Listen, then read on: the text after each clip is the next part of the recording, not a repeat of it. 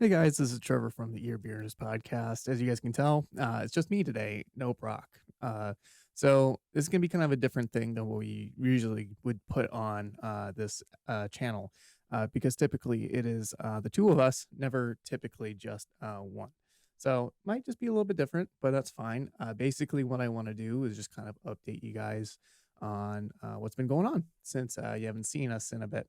So so the big news that I really want to announce and reason why I'm making this video in the first place is just to kind of give you guys some updates. So that way, a lot of the stuff when Brock gets back, a lot of it's already out there. We can kind of openly discuss it and things like that. But I've actually been on paternity leave these last couple weeks, and which obviously means that our baby was born on May 12th. So that's the big news. I know we've been talking about the baby and the pregnancy pretty much since the beginning of this podcast. So it's the cool thing about the show is that it actually correlates almost week by week. I think there was like a week that we took off from the show, so it didn't align perfectly, but um, it was almost a week by week. The same week we aired an episode was the same week that our baby was another week older. So it was interesting. Like the baby, we knew about the pregnancy about episode like 9 or 5, I think, and it was like the 5th week mark. So it's been kind of a cool kind of ride with that. I know if you guys listen to this, you probably heard me talk a lot about it throughout. And my wife has actually been on a couple episodes, notably the Bruce Springsteen episode where she mentions talks about Nebraska. But no, I've been on paternity leave these last couple weeks, and it's been kind of a crazy ride. And I thought it'd be kind of interesting to kind of share with you guys. Sorry, my cats are going crazy. Share with you guys kind of what that how everything went down, because I know a lot of people have their own kind of crazy pregnancy stories and birth stories and labor stories, and I know uh, when you're going into it, you just kind of have this thought of just like, well, how is it going to go down for us? And it really didn't go the way that we kind of thought it would be. But anyways, uh, so I was at work, and this was like Thursday, beginning of the month. So I would say, and let me pull the calendar. That would probably make things a little bit easier for me to kind of be able to go back and look. So I think it was the 5th. Yeah, it was like Cinco de Mayo. And I'm in my office and I get a call from Jordan. She's telling me like she's having some signs. She's like, I don't know if this is contractions. I don't know if like I'm having like if I lost my like full transparency and things like that, like the mucus plug and things like that. That's like all the stuff that's in. Yeah, if yeah, there's a lot of stuff that goes into labor and just I'm sure plenty of you guys know, but for you guys who don't, maybe look into it. And I might go into a little bit more detail about that kind of stuff here in a bit, but we from there I met her in at the hospital, and luckily the hospital that she gave birth at was it literally is like a 2-minute drive from where I work, so it was really easy. And so I met her there. I was freaking out. I was shaking. I was like just I just remember just thinking in that moment like, "Oh shit, here we go, here we go, here we go." And I was honestly, I was pretty scared. I did not feel ready. We didn't even have our go bag prepared yet, which the go bag is like everything that you need for the hospital. You want to grab like extra clothes, some toiletries, things like that. Yeah, I didn't have anything put together yet. I might have ordered some of the stuff to put in the go bag, but I didn't have it in my car. So I was going without the carrier, without everything installed, without I wanted to make sure that my car was detailed because I wanted a clean car. There were so many things on the checklist to do that just was not ready by Cinco de Mayo on the 5th. So I meet her at the hospital, and she seems fairly normal. Um, she's just kind of, same old Jordan, nothing really going on. And so they take us back to triage. And triage is exactly what triage is. It's when they take you back, kind of check you out. make sure that, everything's going the way it's supposed to be going. And if you present with like any signs, uh, meaning that you're going into labor, they'll keep you and then they'll move you to another room where they'll start, the process of, furthering labor and all that. There's a few things they look for if you're going back to kind of like the details and stuff. So like the woman's cervix has to be so much dilated. So there's like a lot of weird diagrams and things like that. But like the cervix, it can be kind of like it starts like a ring and then it kind of gets bigger and bigger, bigger, bigger. And they want to make sure that it's like 5 centimeters. And if it's not, they'll tell you to go home, labor at home, have contractions, and then when you're ready, they'll come back. And then if you're 5 centimeters, they'll keep you. Um, so that was an interesting experience. So she was worried. Jordan was worried that some of her water had been trickling out, and upon inspection, it wasn't the case. She didn't rupture at all. There was no rupturing. Um, but it was in that moment that I think I got a really big first glimpse of just what the ride of labor was going to be. Because up to that point, I really hadn't seen Jordan in a whole lot of pain. And uh, I mean, I've seen her like fall. She fell down the stairs one time and it was pretty bad. But this was like it was almost like I was watching her be tortured, and knowing that, she wasn't being tortured, but it was difficult. So when they go in, to check for like the dilation, it's all by feel. And like doctors are trained to be able to feel like how many centimeters it is, the cervix, if it's opened or not. And I swear it's like they're reaching for your eyeballs to try and find these things. And Jordan's in a lot of pain.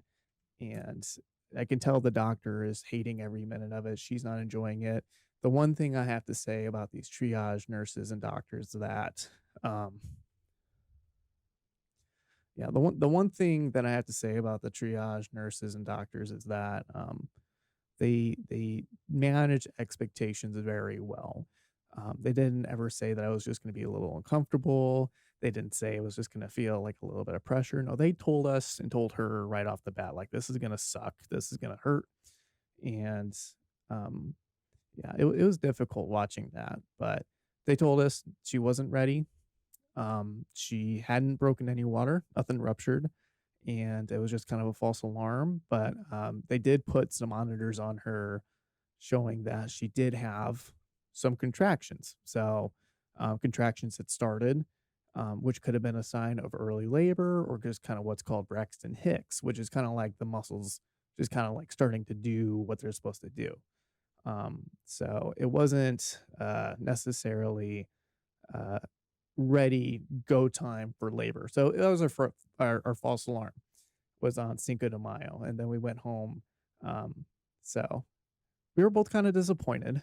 One, uh, we just have been really, really ready to meet this baby. Like we just been talking about her all the time. Jordan was reaching a place in her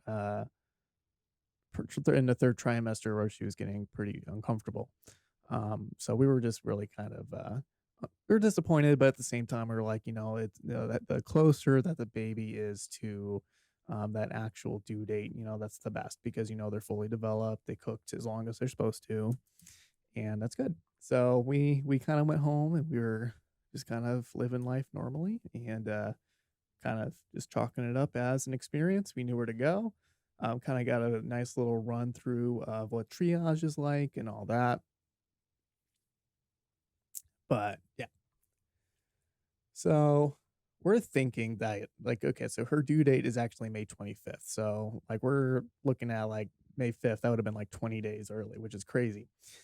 So we're like, okay, so we probably got a little bit more time to let her cook. This was just kind of a false alarm, but at least we know that like, we got like maybe 1 centimeter dilated. Some women can go like 3 weeks dilated before they go into labor. So it's not like, it's such a weird thing because it's so uncertain and you don't know when it's going to happen. And, uh, but yeah, so we just went through our day and started the next week as normal as we usually would. Um, and so Thursday morning is when the next warning sign came that baby is possibly going to be here. So that Thursday morning is like when it went down. I'm asleep, and Jordan wakes me up at 7 saying, "Hey, I think something's going on." So I'm like, "Okay," and I wake up, and in my mind, I'm kind of like, "Well, maybe this is just kind of the false alarm situation again, right?" Because Thursday was such an ordeal, and it maybe is just something like that again, right?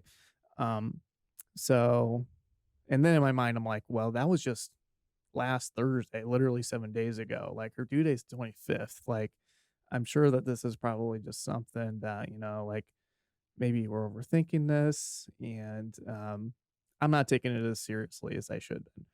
I go downstairs and Jordan's like, I've been timing my contractions. They're getting really close together and they're getting more and more intense. And in my mind, I'm just like, well, should I call off work? I don't know. Um, like, what do I do from here? What if we go to the hospital and they don't admit us? Like, are we going to the hospital today? Like, I didn't know. Like, I was so confused. Like, I didn't know what to do. And in that situation, uh, there wasn't really much I could do. It was just kind of stand and wait. So I tried helping her count the time between contractions. But honestly, she was doing a good job doing it herself. And then they got really intense. Um, this is when things got crazy. This is where things went from like 0 to 100. So I'm up for about an hour and a half with her, and I'm noticing um, she's clearly in more intense pain. It was pain. Like she's she's yelling through the end part of these contractions, and I'm like, okay, these can't just be Braxton Hicks. If she's yelling, then that is an indicator to me that this isn't normal, right? So she has like a birthing yoga ball and she's on that and she starts yelling through it. She's like, okay, 15 minutes, we're gonna go to the hospital. So we pack everything. Everything is already in the car. I learned from the Thursday before that I wanted the go bag in the car. So I made sure it was in there. So everything was in the car. The car was detailed. I made sure since last Thursday that if we had to go, everything was ready. So that was a blessing from the Cinco uh, scare because if we didn't have that, I don't know how prepared I would have been for the 12th.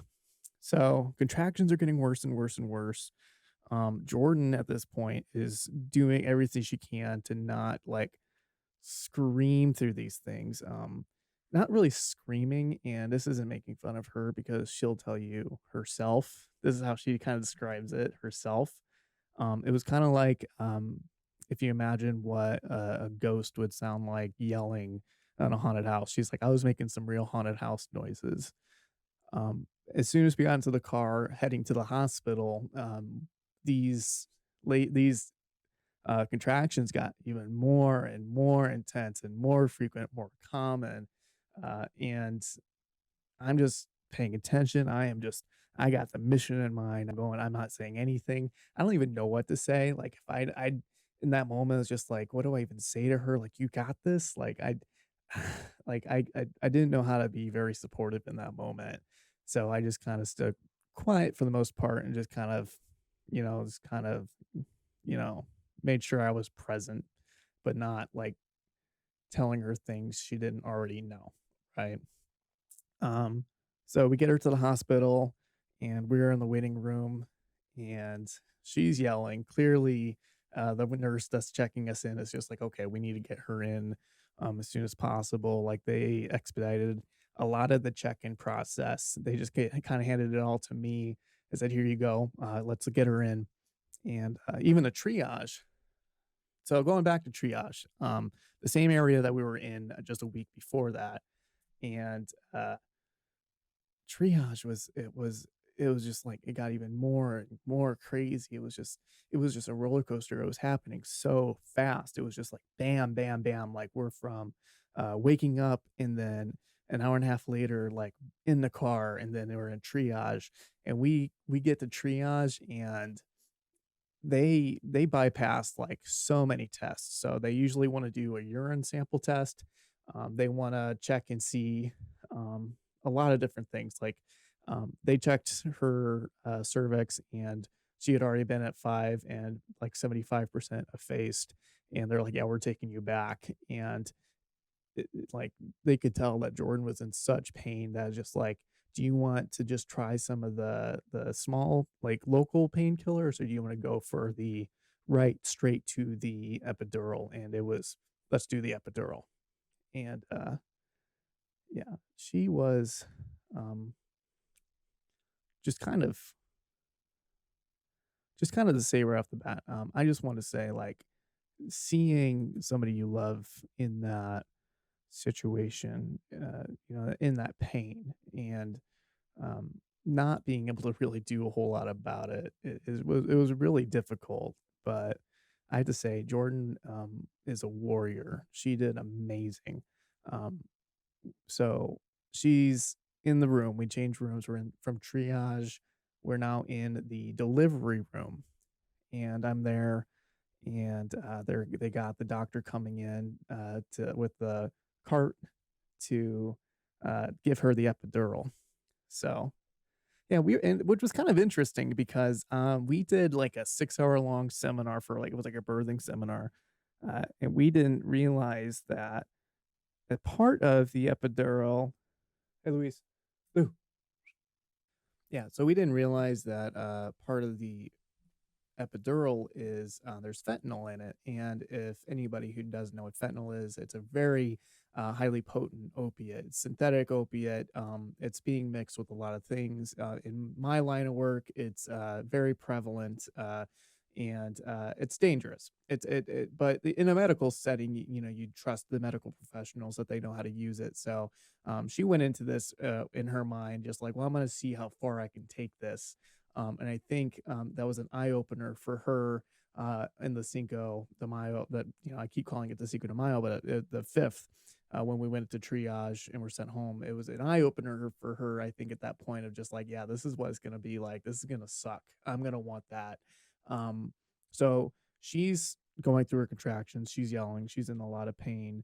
And they start moving her bed up, and like 3 contractions later, like they keep telling her the doctor's going to be there. The doctor's going to be there. He's coming from a C-section, or he's coming from something else. And she's getting like she's in a lot of pain.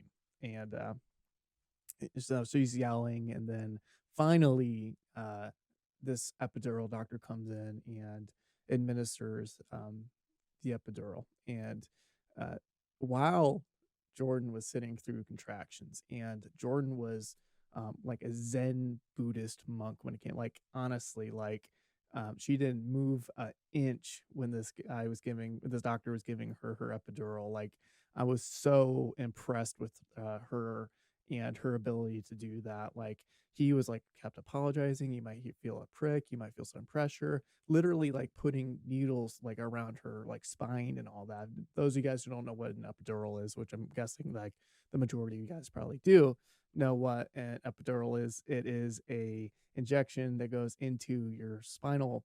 It's like the spinal sac, and it's a local.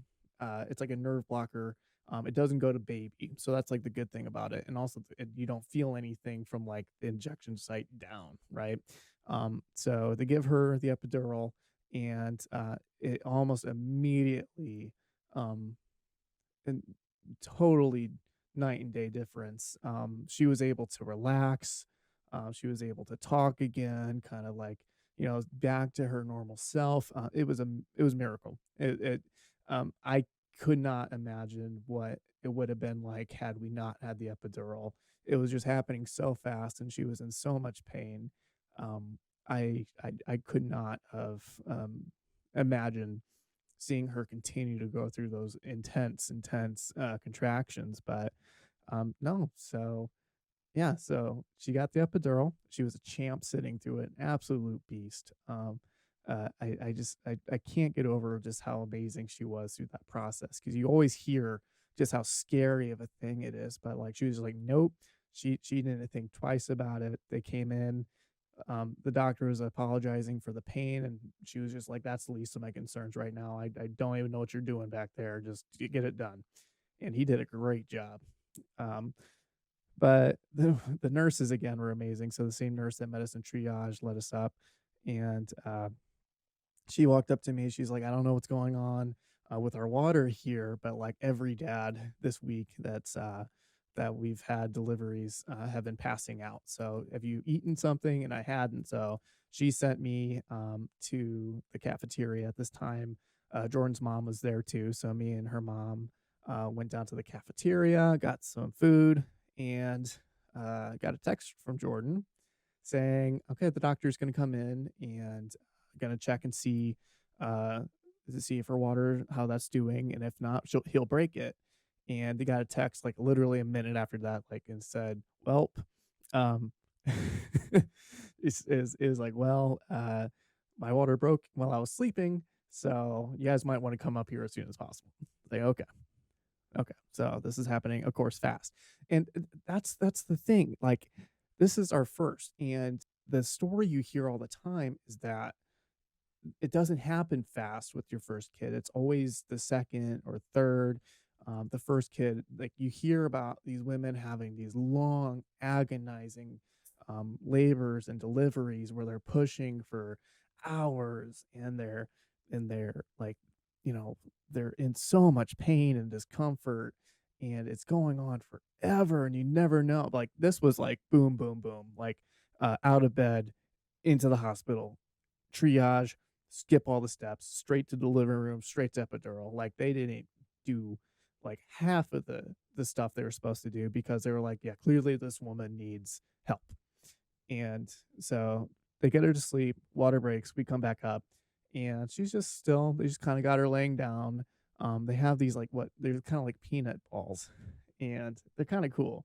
So they're kind of like if you've seen like yoga balls. Let me see if I can pull it up actually. So yeah, they kind of look like this. They're like this is kind of the exact same one that they had, and it's kind of cool. So they were like tossing her around like a pancake pretty much, and then they were like putting these like she'd have her ankles up on here, and then they put it between her knees and kind of flip her around. So they were saying that's kind of helped the epidural kind of work its way around her body, but also that's also kind of helps the baby move down. So I thought that was kind of funny, and it looks kind of like okay, I don't know, like they're big. Like these balls are they're these balls are huge, man. I thought they were pretty cool, and I was kind of wondering, like like that would actually be pretty comfortable. I think to this like sleep in. I think just kind of have that, if you ever have like a pillow between your knees when you sleep at night. But I thought that was pretty neat. But so they had her doing that for about an hour and a half, and about an hour and a half of that, and I'm like rocking. They have like a rocking chair in the room, and I'm just kind of rocking. I'm like, okay, I can probably take a nap. So an hour and a half after we came up after the text, and the doctor is like, okay, just trying to check and see how's everything doing. You feeling any pressure? And Jordan's like, well, I might feel a little bit pressure on my lower back, but that just might, of course, be maybe I have a pillow there that's kind of propped up weird. And the doctor is just like an awesome doctor. These doctors are amazing. The nurses are amazing. The couple of nurses that we had in the room at this time, one of them was actually training from another hospital. Bedside manner, helpfulness, amazing, kind, just amazing nurses. Um, I can't thank them enough, just for how amazing they were. The delivery, the triage delivery, and the recovery, all amazing. But anyways, doctor's like, I'm gonna have you just entertain me, just humor me for a little bit. I'm gonna have you just push one time for me, and we'll see what happens there. And Jordan is just like, yeah, yeah, we can try that. And so the beds, the hospital beds are kind of cool. So they kind of like are like transformers towards the bottom, where they kind of like flip out. So he kind of gets up there and is like, okay, and on the top of your contraction, he's looking at the screen. I'm gonna have you push, and I'm gonna tell you when to stop. And so she does. She pushes, and then he kind of looks at the screen, kind of looks at us, and he's just kind of like, "We're gonna try that one more time." She pushes again, and then out of the corner of my eye, I see the cart roll in, and it has all of the tools, all of the instruments. It looked like it was crazy. And then like Jordan just looks at the doctor, and we're like both just like, "Is this happening now?" And the doctor's like, "Yep, this is happening." So again, to give you guys the timeline, this is our first kid, and it went from, well, her first contractions, to give you, because I only told you when I woke up. Her contractions started at about 5:30 in the morning. So like 5:30 in the morning, got to the hospital about 9:30. Got into, I think, yeah. So let me finish to give you an actual, so I'm kind of getting ahead of myself. So she starts pushing, and this is just so intense. And any story that you'll hear, it is such an intense moment. And so they asked me if I wanted to grab a leg.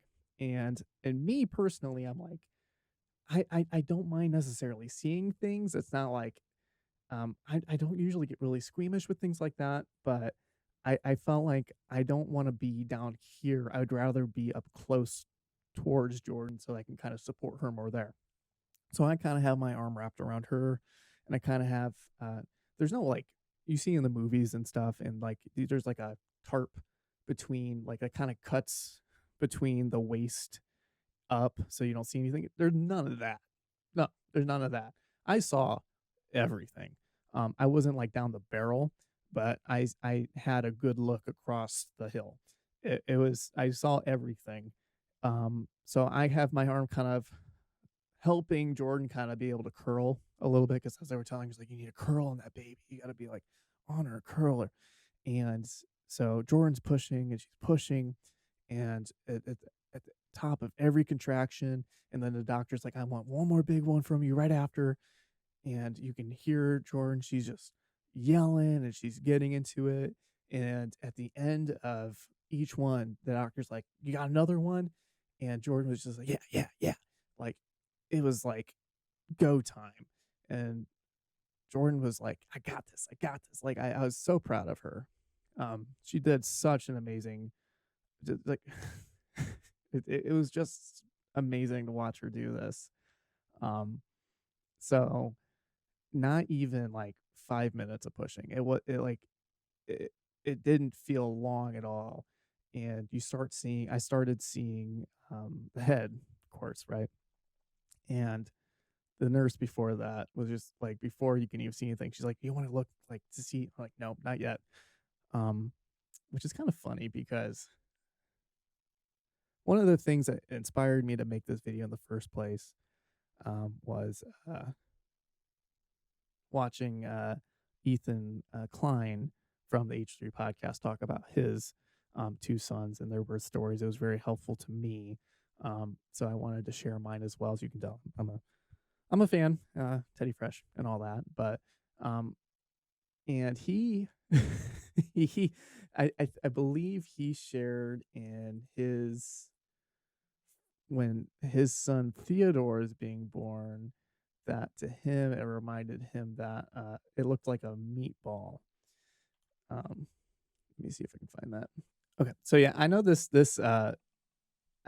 one is, from his first son, and I know this is, yeah, an older video, but this is one that I really gravitated towards when, like, when kind of trying to hear um, a kind of an idea of what it might be like being the dad in this situation.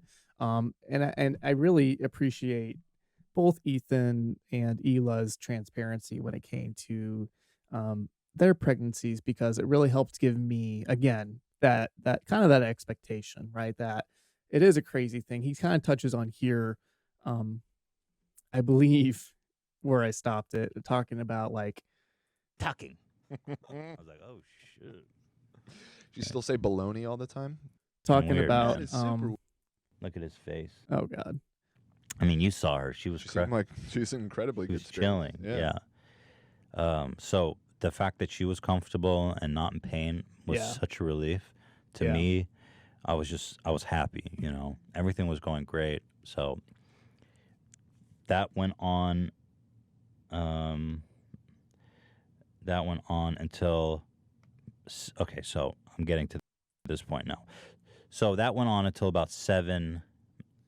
But yeah, like he said, I know that was just a brief clip there, and there was a little bit of other stuff there, but like he said there, like once I saw her calm and relaxed, it really helped. Like that made a big difference for everybody in the room. Like I could breathe again because from like 7 o'clock that I woke up to the point that the Epitor, like it was go, go, go, go, go.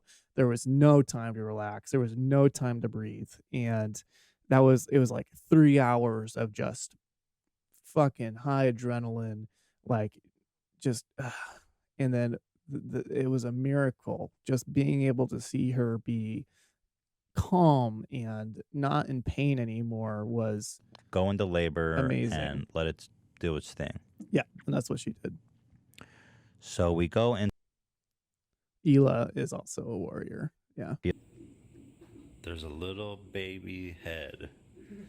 She started getting a little emotional at this point because Yeah, that was for like we didn't have this moment. Like we didn't have this. It was pretty much for us, it was like boom, time to go. Like I was saying, like I was in the rocking chair, doctor came in and like, okay, we'll just try it.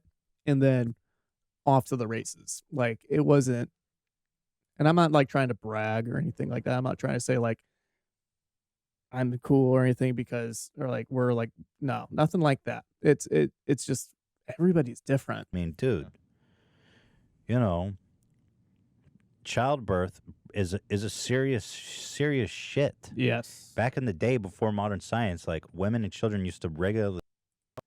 And that was the thought I had a lot, kind of just a morbid thinking I had is just like, oh God, like even with like this, and like I feel awful even saying it, but I even talked to Jordan about it. It's like, how would I have been able to do this had something bad happened like that? Like that, because that like things happen in like in childbirth all the time, and like being a single parent, like I couldn't do that. Especially now with the formula shortage. Wait, what the hell are you doing? Stop it. Yeah, with the formula shortage. We start pushing, you know.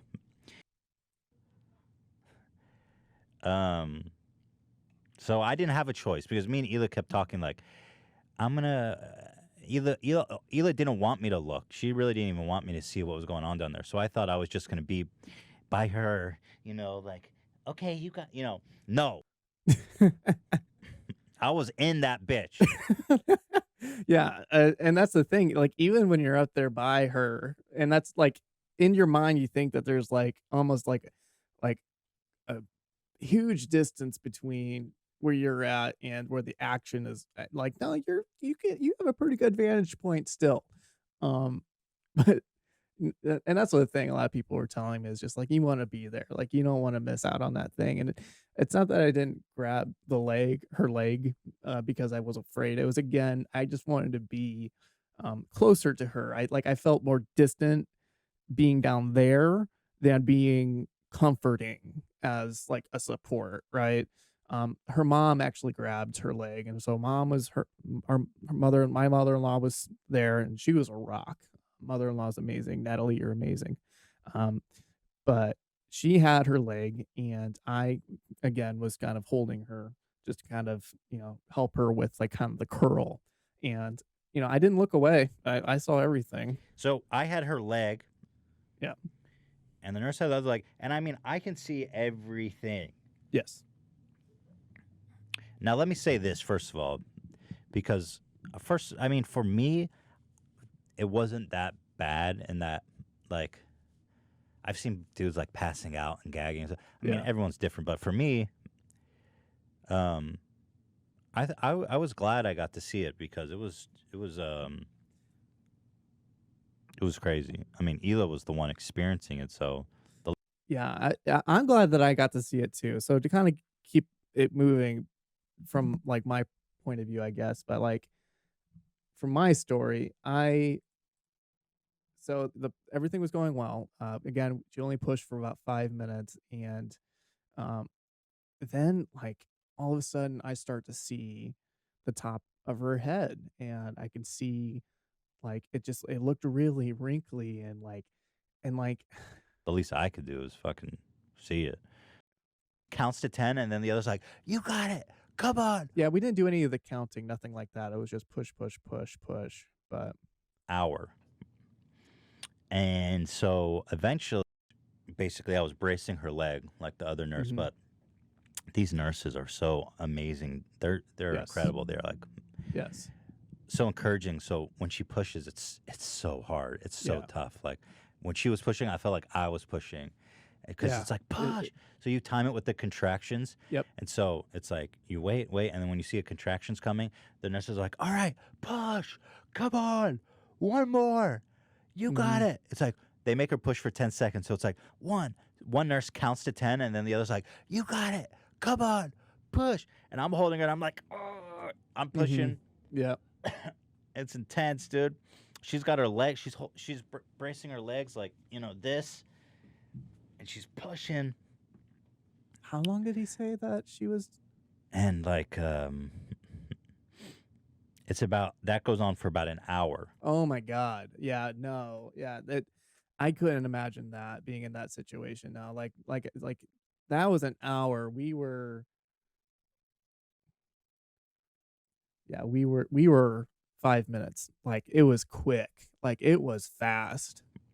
Like it was And so eventually, oh, so her water broke, by the way, when she started pushing, and it was fucking crazy. It was like out of a movie. Like their nurse was sitting there, and she got like it was splash zone. Yeah, no, hers had luckily had broken before that.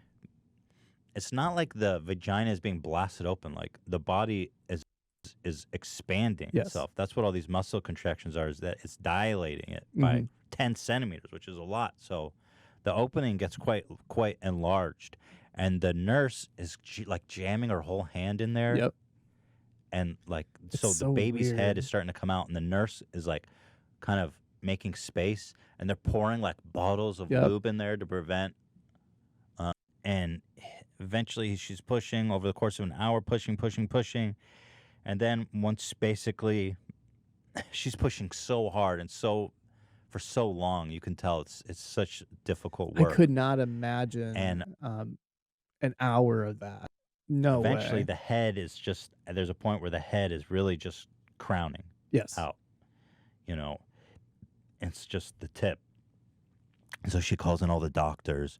She calls in like a pediatrician. She calls in a lung doctor. She calls in all these doctors so when the baby's born, they immediately put him on the little baby thing and check his vitals and make sure he's healthy. Yeah, at our hospital that we're at, it was a bit different. It was almost a solid 2 hours straight from birth of skin to skin that and they didn't move this baby at all. It was a while before they moved her to the weighing heating thing where they, again, check length and all that stuff and do the test that he's talking about. It was like 2 hours for And us. everything. So all of a sudden, right before it happens, there's like 5 more people that come in the room. There's like a ton of people there. So it's like push, push, push, push, push, push, push, push, push. Push, push, push, push, push, push, push, push, push. She's killing herself. She's just Mhm. trying so hard, and it feels like it's not happening. But the nurses are super encouraging, and it's just like push, push, push, push, push. And then the midwife is like, I might have to make a cut. There's a episiotomy is what Yeah. they call it when they cut the vagina open a little wider to accommodate. But she's like, I'm going to try not to do that.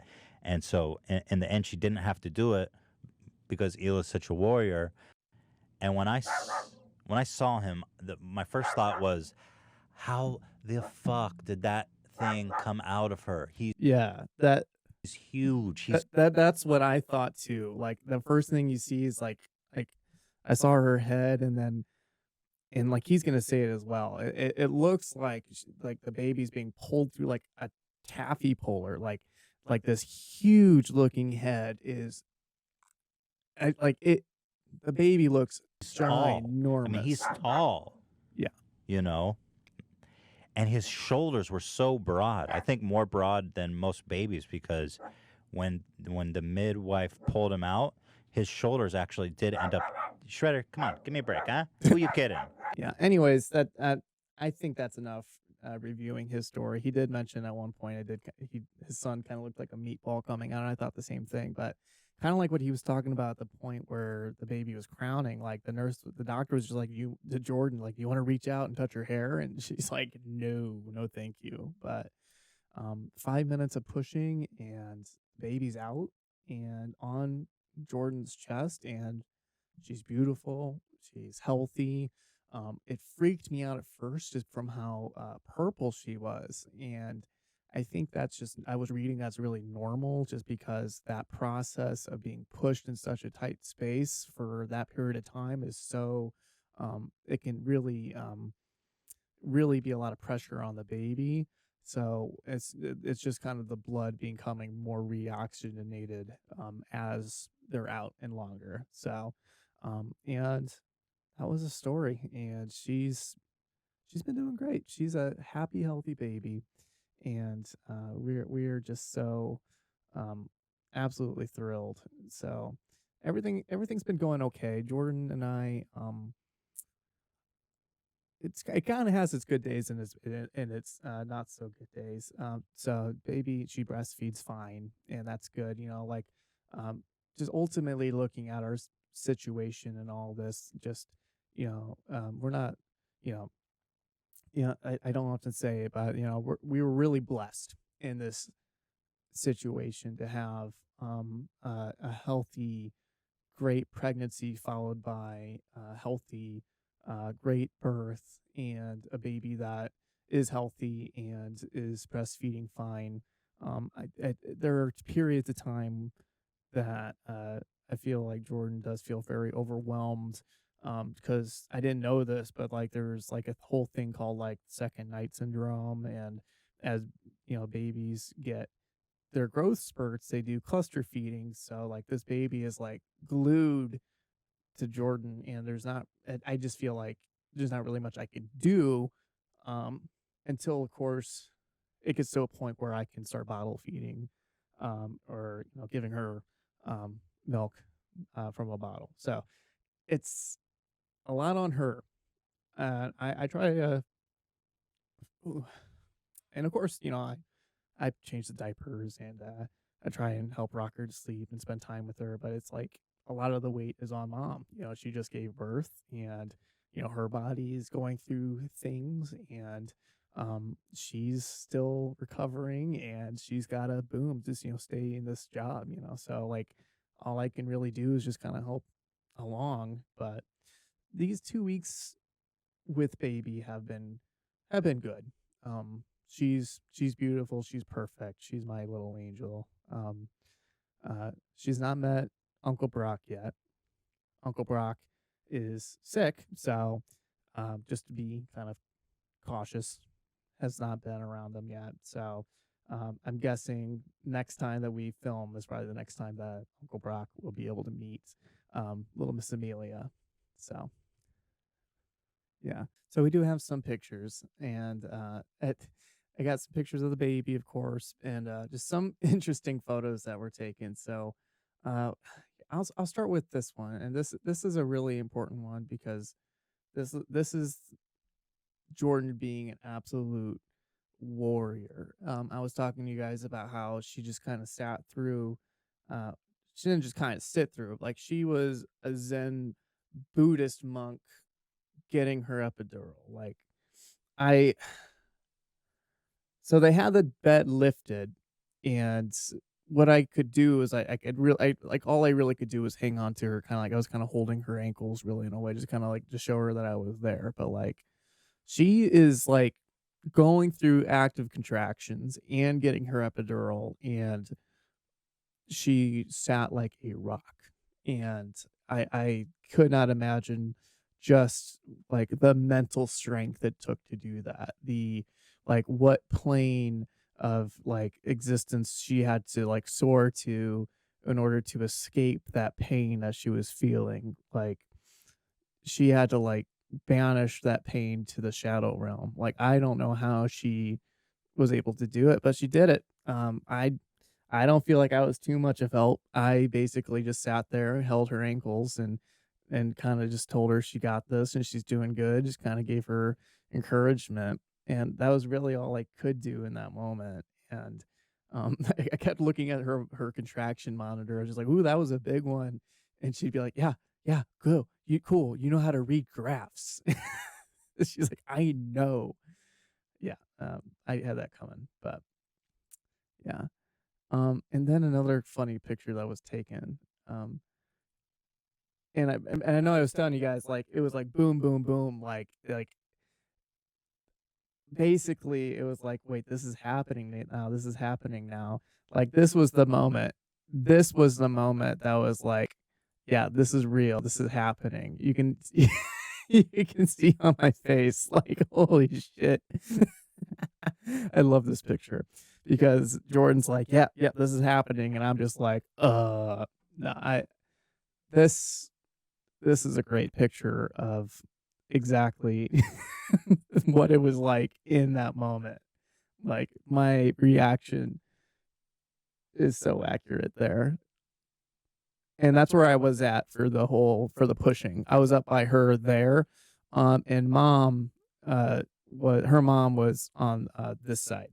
So, yeah, but I think my eyes tell you the whole story there. Yeah, that was yeah.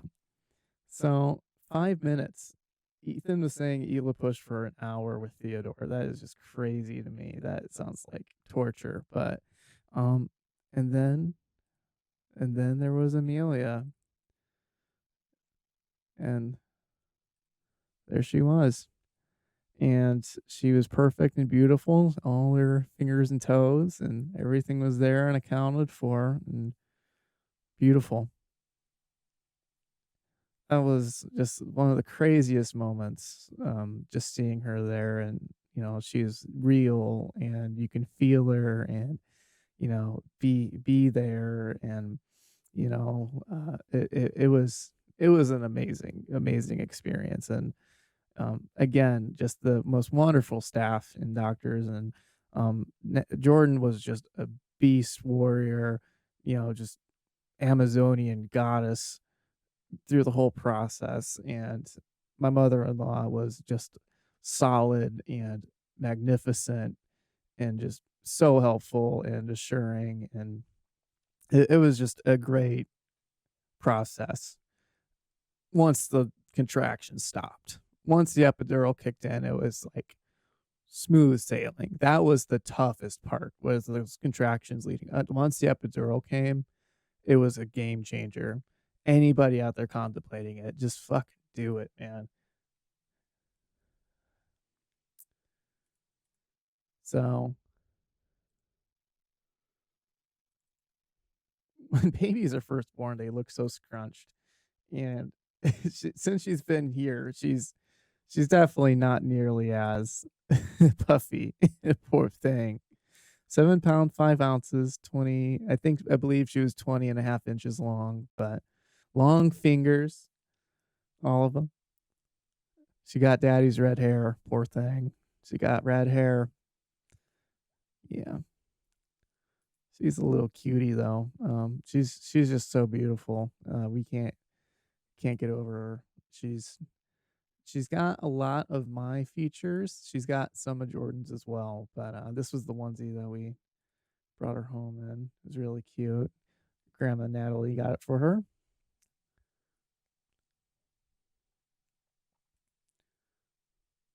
And that was her on the porch. Yeah, these are somewhat more recent, but honestly, she's only a couple weeks old, so she hasn't really changed a whole lot. But she's she's doing good. I like that one. I think that one was either yesterday or the day before. Just absolutely relaxed and She sleeps. Right now, like I said, she's kind of like a in a phase where she's really wanting to cluster feed and really be attached to her mama. I got some hiccups here. You got hiccups? You got hiccups? I think I was watching the new Aw. Kenobi too. Bless you. Bless you. I did not poke her eye there. Just so you know, that was not a poke to her eyeball. It was close. She just kind of flinched. Bless you. I was worried I got her eye, but I didn't. But no, she's precious. She's perfect in every way. She's my baby. Jordan got a cute one of me napping with her. I love this picture. But yeah, she's here, and I'm a dad now, which is kind of crazy to think, but I'm excited for her to meet Uncle Brock. I'm excited for her to, as she gets older, and to show her some of the music, and that's on his channel and all that, and you know, uh, yeah, I really enjoyed kind of talking about the story too. I know it kind of is long and it's a little bit more personal, but anybody that's going through this situation too, it's a journey. It's a lot of feelings. It's a roller coaster for sure, but I wouldn't trade it for anything. Even after the labor pain and all that, Jordan was even like, "I'd do it again," and which just tells you just how awesome she is. But yeah, I just wanted to talk about it. But anyways, ear burners. We should be starting here soon. I'm waiting for Brock to feel better, so that he can come meet Amelia, and of course record. I don't know if we did talk about it. We're going to be recording Black Sabbath, Paranoid. So I would just stay tuned for that. That should be coming out soon. Hopefully, if not, I might do another one of these. Who knows? I don't know. There's a whole lot to talk about, but I'm just gonna try and get rest.